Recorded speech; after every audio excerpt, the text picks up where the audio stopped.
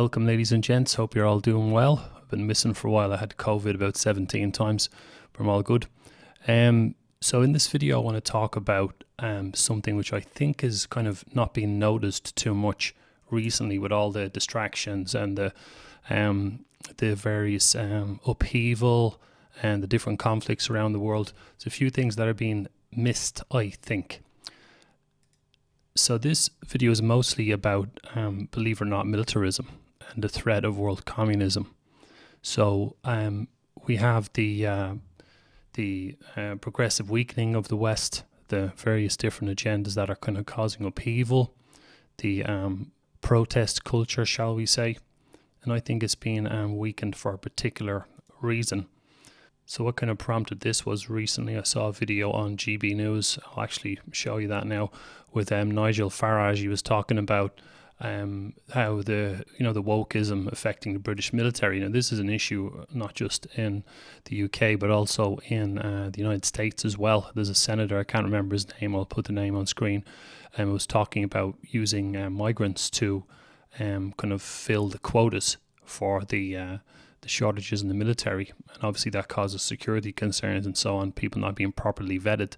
And Nigel Farage was saying the same thing for the UK military. As well as that, there's a new advertisement for the UK military showing a Muslim praying on the battlefield.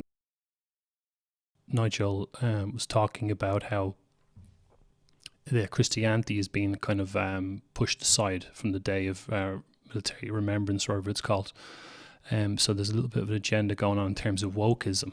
Now, you think a lot of this stuff can be kind of distractionary, but one of the things that it does in the long run is it obviously creates this situation where the West is being distracted and militarily it's being quite weak.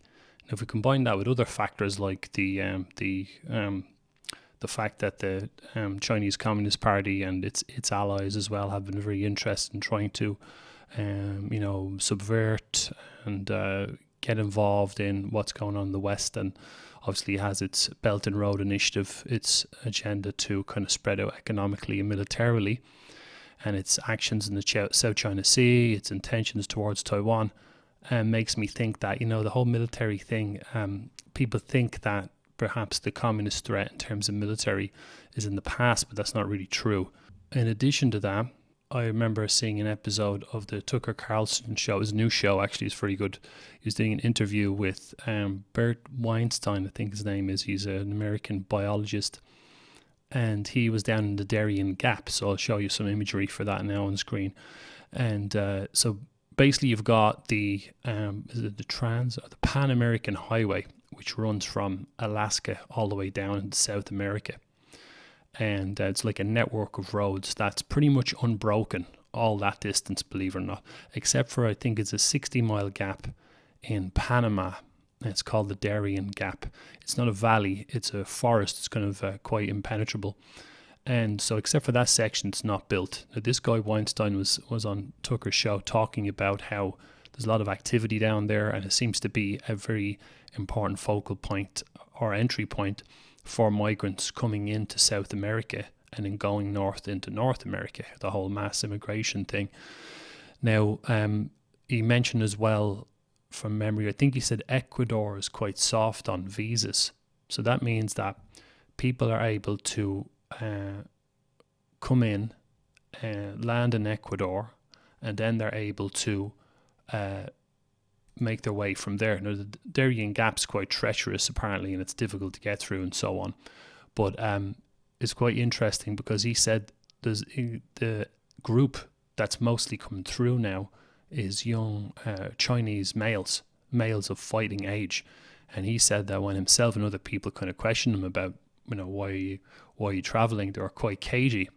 So what I think is going on is that the Chinese are using this as an opportunity to try to inject a lot of military men, or men who can potentially act as spies and so on, into America to get ready for maybe not necessarily an invasion, but conflict for later on. Because make no mistake, the whole communist threat has never really gone away. It's just changed shape.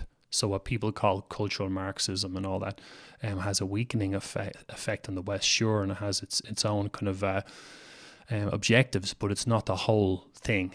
And we can't forget the good old military side of it as well, and the economic side of things. Now we look on top of that, you look at the American presidency. Anyone with a brain can see that it's compromised, which is not for the first time in history. That it's been compromised by foreign power. And, the Republicans in America have tried to, they launched that impeachment inquiry against Biden. Now, I can't remember, I haven't watched what's happened in the last few weeks or month or whatever since it started. I don't think they're going to get him on anything. I don't think it's because it's a lot of it's gone through his son, Hunter Biden. But there's no smoke without fire. And I knew about what the CCP have been up to for quite a while. So none of this kind of surprises me. I kind of predicted that a while ago, in fact. So let's join the dots here, just from what I've said already. You've got a large movement of Chinese men moving into America. You've got the lax border, which is a bit of a joke. You've got the president who is, he once said on television that in a presidential debate that he thought Antifa was an idea. So that's what you're dealing with. This is one of these characters who's way compromised and is not thinking in America's interests, to put it mildly. So that's the kind of the West in general, and now to put some other elements into it. So everyone knows about the war in Ukraine. Now, for a while I didn't know what to really think about this, but I think one of the interesting things about that is, behind all the smoke and mirror and propaganda and everything else that's been talked about, you see that Russia has taken a step west. That's the thing I'm most concerned about, because to link it in before I continue, the whole communist alliance thing. So you got China, Russia, and North Korea all share a border, and they're all nuclear powered, and they're all ideologically similar, right? Because they're all dictatorships for a start. They were both, after the Russian Revolution in 1917, that became the hotbed and the origin point for Marxism for the whole world, for the Marxist infection. Then you had China. Red China wouldn't have really happened without the support of Russia, and the same for North Korea. So it spreads like an infection. The whole of Korea would have been compromised if it wasn't for the US and their allies in the Korean War in 1950 and 1953. There was a second attempt, Korean War, much smaller, that happened during the Vietnam War. Again, more imagery on screen, hopefully. And that shows you that obviously it tried to spread, but obviously it was contained, and that's why we have North and South Korea. So anyway, their connections go way back. And something else, I remember military analysts talking recently about how the main training partner of the Chinese Navy is the Russian Navy, because the Chinese, they don't have the experience, you might say. It was only 1949 was the People's Republic of China was formed. So they're a great economic powerhouse, and they've got the resources and the manpower and all this stuff, but there's nothing like battle experience, and the Chinese don't really have it. So it makes sense for them to team up with the Russians. So, the Chinese are going to be boxed into that area, I can't remember what it's called, off the east coast of China and the southern coast of China and the Taiwan Strait. They're going to be boxed in there. So obviously making their navy stronger is a big part of it. But the Americans have a superior navy. They don't. The Chinese have more ships, but the Americans have a higher tonnage, which is a big deal. So the weight of all of your ships combined, plus they've got the expertise and the battle experience. So anyway, so you got the alliance between North Korea, Russia, and China, and then we know that the North Koreans are actually supplying weapons to Putin's initiative in Ukraine, combined with the fact that, Putin is apparently helping them out with nuclear weapons technology and so on. So I've heard. So there's an alliance there already. And this reminds me of history. It's the same old story. You've got two parties involved. One of them has got communist leanings, and they've got a bunch of other actors behind them helping them out. No doubt the Chinese are helping them as well. Now, if you tie that in with the fact, so Russia's taken a step west. That's all we know for sure. Behind all the smoke and mirrors or whatever might be going on there. Some people are, more behind Ukraine. That's more mainstream. Some other people have spoken there are more behind Russia and so on. But what I'm keeping an eye on is the fact that it's a former communist entity run by a former KGB man who's taken a step west. So then on top of that, we've got what's happening in Israel and Palestine. Now, this is an old one, goes right back, and everyone knows Israel's formed in 1948, so there's been trouble, not before it was founded and shortly afterwards, and lots of different conflicts and thereabouts involved there. And another thing as well, when you get the media involved and you get all these people involved, they kind of treat it like it's almost like a football or a sports match where you pick your side. And some people are saying, I'm for Palestine, I'm for Israel. And I didn't pick a side, and for reasons, because there's reasons for that. Because there's different elements. There's the Marxist element as well, tying it back into what I was talking about. You've got the whole fact that communism has been operating as a kind of a global intentions to spread, shall we say, since we'll give it 1919 when the Third Communist International was formed. Now, Marxism started spreading before that in the 19th century, but it came like a professional, subversive, industrial level spread from 1919 onwards. The Third Communist International was from 1919 to 1943 when the UN was formed. More on that later. But the thing is, Israel's 1948, so by the time Israel was formed in 1948, you already had the Communist International rocking out for over 2 decades, engaged in professional subversion. They had people in America and the great lefties calling people fascists and so on back then in the 1920s. That was many authors and analysts have covered that, including Kent Clisby, who brought out a book called Willing Accomplices, which is very, very good, talking about the Soviet subversion. So my point here is that communism has been in existence before Israel. And this might be a bit of a stretch for some people to absorb if they're not familiar with this material. Another piece of information from a guy called Yuri Bezmenov, who's a former KGB Novosti press officer who defected to the United States. I think it was 1970. He arrived in Canada. He was operating in the 60s in India, attached with Novosti Press. He did an interview with G. Edward Griffin, and he did a presentation, an interview in front of the University Forum or something in 1983 in Los Angeles. But he was talking about how a lot of the nationalist movements, and this is not just for people internationally but Irish people as well, the nationalist liberation movements, a lot of the liberation freedom movements were controlled by the Soviet Union. That includes the PLO, or Palestine Liberation Organization. So my point is, even though a lot of people think that they're picking a side based on emotions, what they don't understand is that the Marxist element in the world for quite a long time has been trying to paint the Palestinians as the oppressed and Israel as the oppressor. And when people think that way, they fall into that Marxist programming trap where they think they have empathy, sympathy, nice warm emotions for the oppressed, and they have condemnation, aggression, judgment towards the oppressor, and that's how they see things.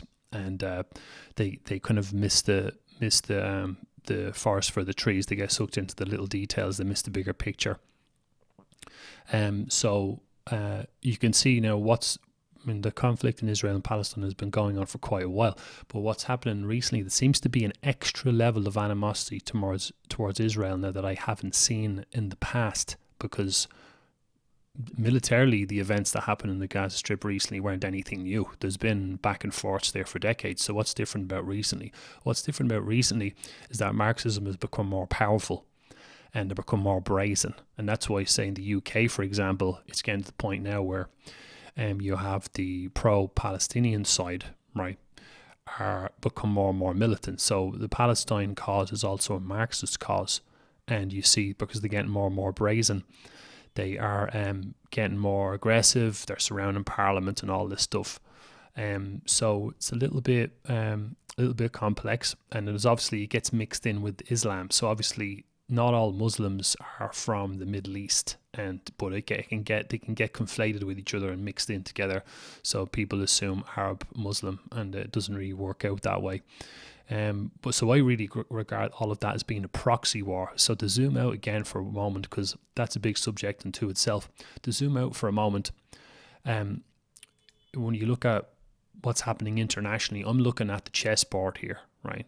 So you've got Russia's taking a step west. China is trying their best to get out of the spot they're in militarily, but they're not going to try anything yet, I don't think. But they are using the Belt and Road Initiative to buy up a lot of land, to get control of resources, finances, and so on. So they're pulling that maneuver in the Darien Gap as well. So to me, like, something's going on here.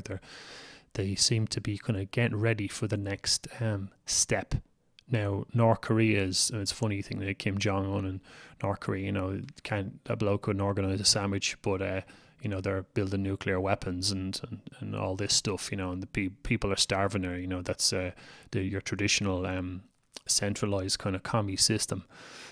So there's moves being made all across the board, and I think when you look at the main military opponents to those, traditionally it's the United States, which has its own eternal struggles now because of the Marxist infection.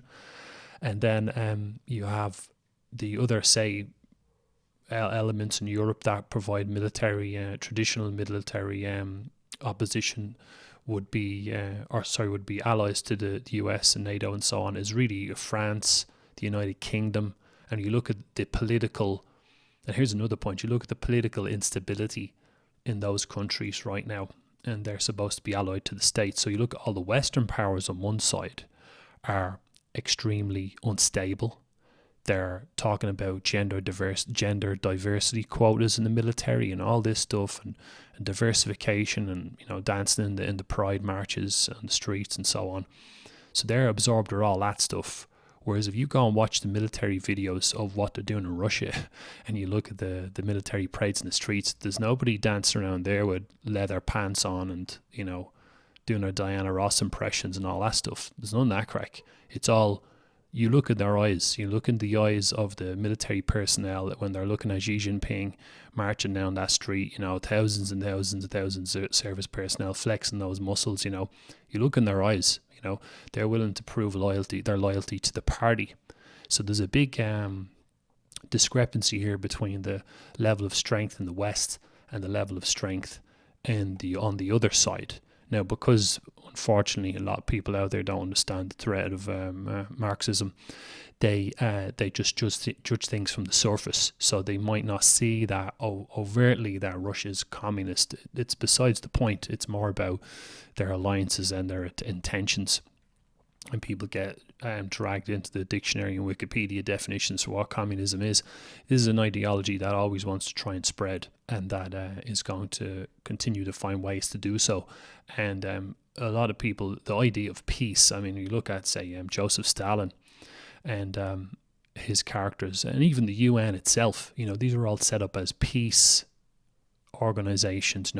Stalin set up a world Peace Council or something like that at one stage. Can you imagine? There's a Lenin Prize, Vladimir Lenin Peace Prize as well. It's like getting a Being Nice award off the devil. So they've always been interested in pushing this peace notion. But what peace really means, in the words of Bella Dodd, who was a communist defector in the United States, she said peace is really just, I think it was a paraphrasing here, is something like, peace means, to the communists, peace means the victory of socialism. So when they say peace, they mean no opposition. And unfortunately, there's a lot of people out there naive enough to think that we're in a peacetime. But to echo what Yuri Bezmenov said, we're not living in a peacetime. This is we're in a time of ideological warfare. And being naive or just hoping for peace or forgetting there's such a thing as conflict puts us in a very vulnerable position. And having a weakened military, we've all seen how, as well, I forgot to mention earlier that we've seen how because of the wokeness, and that's part of what's weakened the West militarily. But there's also the other issue of the one of the things, Marxism is against imperialism, right? And it's traditionally pushed peace, and this, being in the army isn't cool. And we saw it in the Vietnam War in the United States, which was obviously between America and communist forces. The crazy lefties in the United States, had all the peace marches and so on. So they pull this peace thing, and that becomes part of the culture then, thanks to the Frankfurt School and so on. Make love, not war, that sort of thing. You're better off getting high, having sex, you know, and marching and talking about love and harmony, because that's somehow higher consciousness or intelligence, you know, that's somehow a nicer society. And then because of that and other factors, the Americans weren't able to sustain what happened in Vietnam. And then, you know, the rest is history. They had to withdraw and the fall of Saigon and so on. So it's not just wokeism in the military now that's causing military weakness. This has been a progressive thing over decades, where the military culture in countries like the United States and Britain, it's been part of their tradition going way back, is now being progressively eroded. And some people think that's a good thing. Well, it's not a good thing if you don't have the ability to defend yourself, and it just emboldens other forces. And economically powerful and militarily powerful countries like the US are always going to have enemies of some kind. And when you become too weak, you won't be able to really have a response, or whether on your own soil or on foreign soil. So anyway, that's the end of that video. I will see you in the next one.